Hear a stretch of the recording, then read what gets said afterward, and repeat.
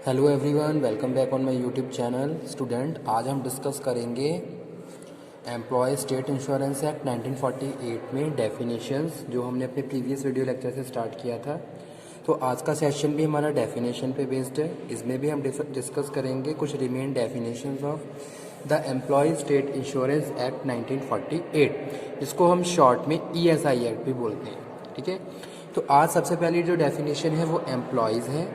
ठीक है, तो किस तरीके से डिफाइन किया गया है एम्प्लॉयज़ को। जो एम्प्लॉय है ये डेफिनेशन सेक्शन 2(9) कवर करता है। Employee means any person employed for wages. ठीक है, means any person employed for wages, यानी कि वेजेस के लिए जिनको एम्प्लॉय किया गया है तो उन्हें हम एम्प्लॉय को बोल रहे हैं। ठीक है, in connection of work, in connection of work of factory और एस्टेब्लिशमेंट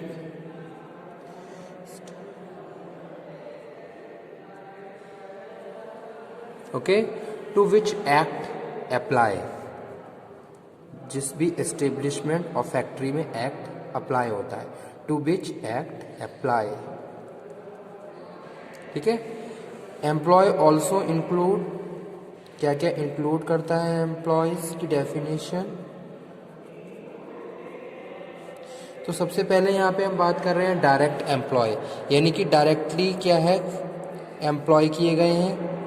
जैसे सपोज कोई भी वर्कर डायरेक्ट आया और उसको आपने डायरेक्ट अपनी फैक्ट्री में काम पे लगा लिया, तो वो क्या है directly employed by the principal employer on the work done by the employee in the factory और एस्टेब्लिशमेंट। ओके, सेकंड हम बात कर रहे हैं एम्प्लॉय बाय थ्रू और immediate employer for any work. Okay, employed by through an immediate employer,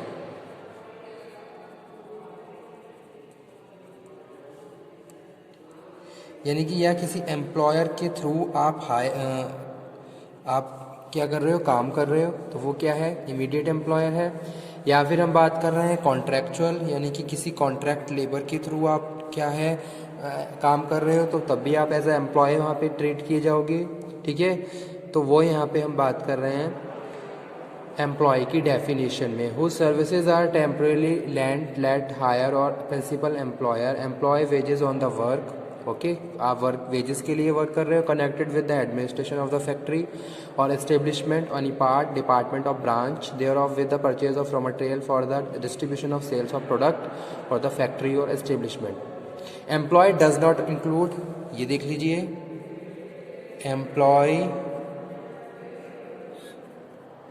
do not include, क्या क्या include नहीं करता है, any member of Indian navy, military और air force, any member of navy, military और air force, तो इनको हम एम्प्लॉय नहीं बोलते हैं। Any person who employ whose wages excluding remuneration for the overtime exceed 65, ये तो पुराना वेज है जो, यानी कि यहाँ पे पहले हम ये देख लेते हैं employee do not include any member of navy, military और एयरफोर्स, तो ये एम्प्लॉय में काउंट नहीं होते हैं। ठीक है, उसके बाद जो नेक्स्ट डेफिनेशन है वो है family.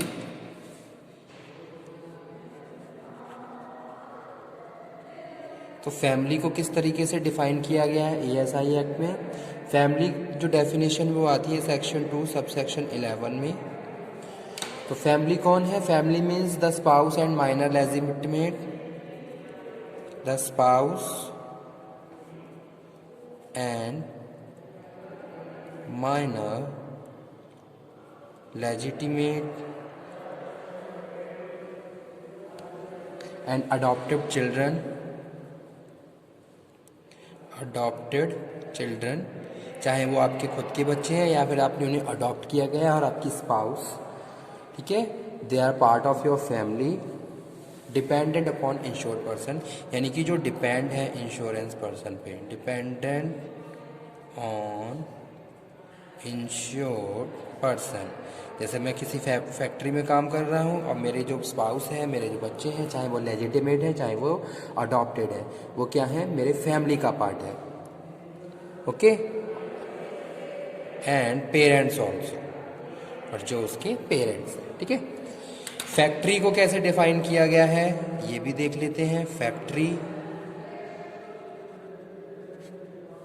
Section 2 subsection 12,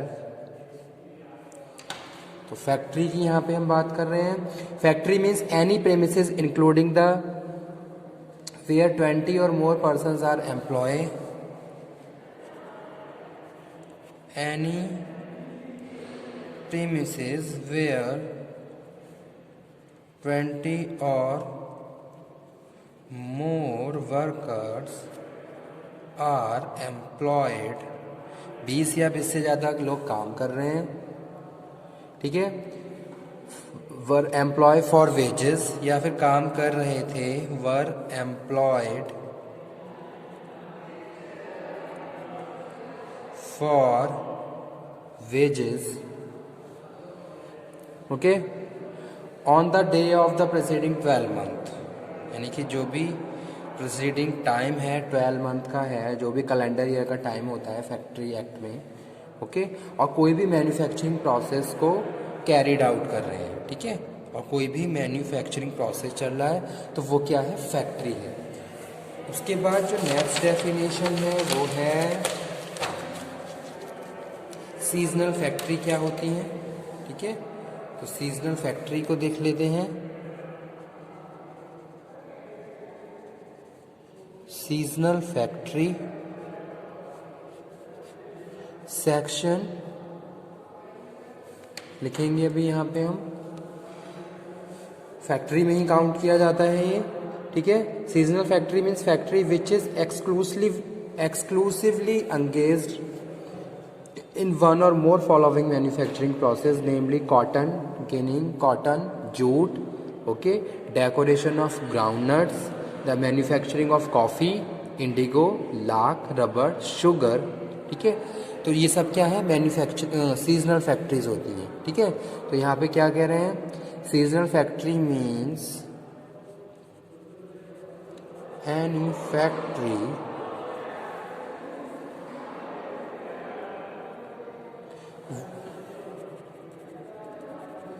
which exclusively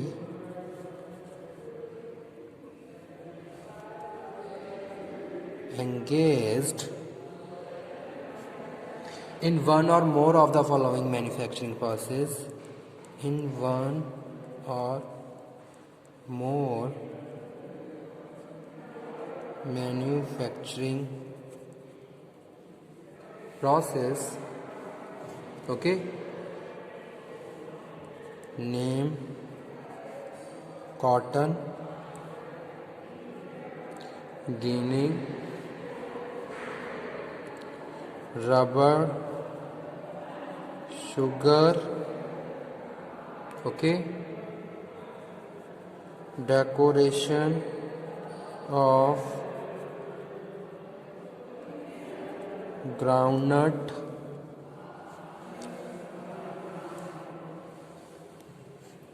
manufacturing of coffee. Okay, तो ये सब क्या है, सीजनल फैक्ट्री में आती हैं। ओके, उसके बाद जो नेक्स्ट डेफिनेशन है वो है प्रिंसिपल एम्प्लॉयर।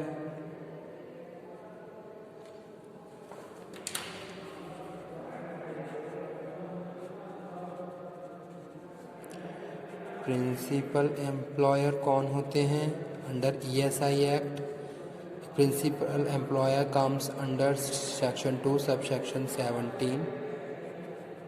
ठीक है, in a factory the owner और ऑक्यूपायर ऑफ फैक्ट्री इंक्लूड्स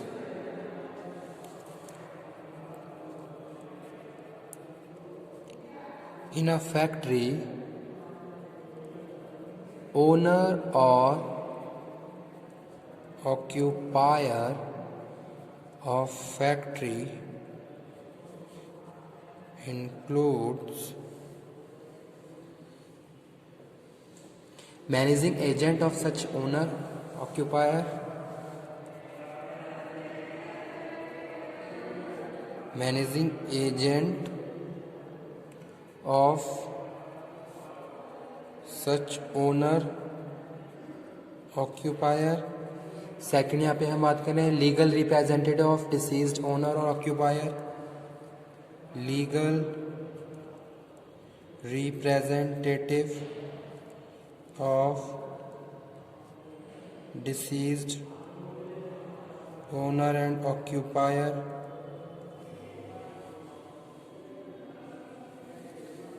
ठीक है, where a person has been named as the manager of the factory. Manager of factory भी कौन होते हैं? Principal employer.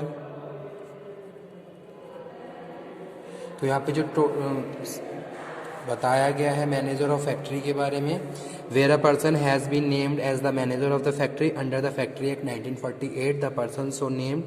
तो ये सब क्या है? प्रिंसिपल एम्प्लॉयर हैं। उसके बाद नेक्स्ट जो डेफिनेशन है वो है इंश्योरेबल एम्प्लॉयमेंट। इंश्योरेबल एम्प्लॉयमेंट को कैसे डिफाइन किया गया है ESI में, ये देख लेते हैं। इंश्योरेबल एम्प्लॉयमेंट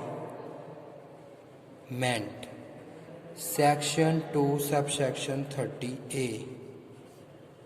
ठीक है, insurable employment means an employment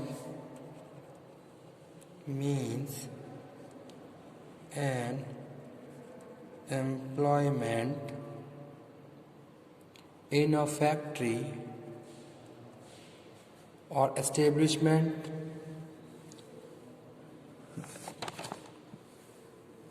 ठीक है। Insurable employment means an employment in a factory और establishment to which this act apply, to which this act apply. ठीक है, तो वो क्या है? इंश्योरेबल एम्प्लॉयमेंट है। अब इंश्योर्ड पर्सन्स कौन होते हैं ये भी डिफाइन करते हैं हम। Okay,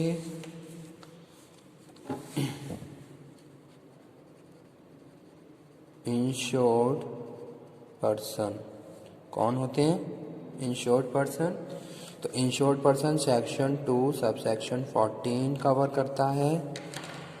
Insured person means a person who is or was an employee in respect of whom contribution are were payable under this act, who is a reason thereof entitled for any benefits provided by this act। ठीक है, तो वो क्या है? Insured person है। तो यहाँ पे थोड़ा मेंशन कर देता हूँ। Insured persons means a person who is or was an employee in respect of whom contribution are or were payable under this act,